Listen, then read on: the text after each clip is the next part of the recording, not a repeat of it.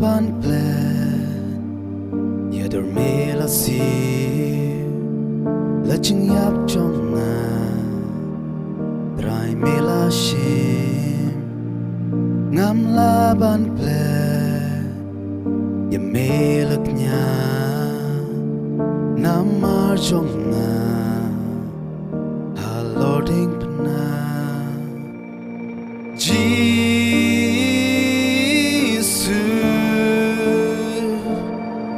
Kerteng bapala ta Jesus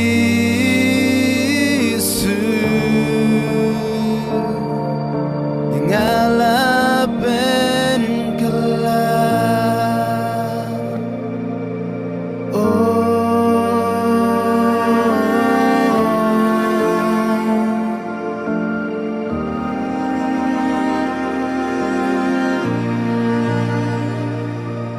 Donon mewa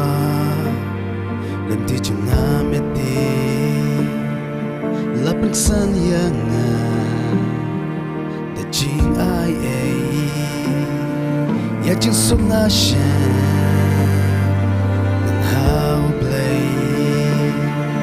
Hu nong ben e Da shan jing jat ha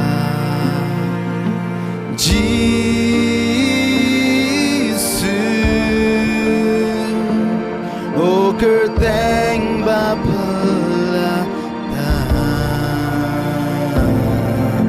Jesus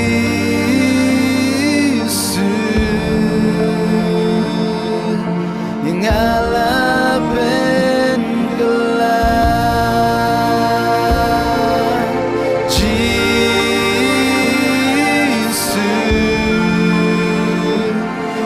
kerteng bapala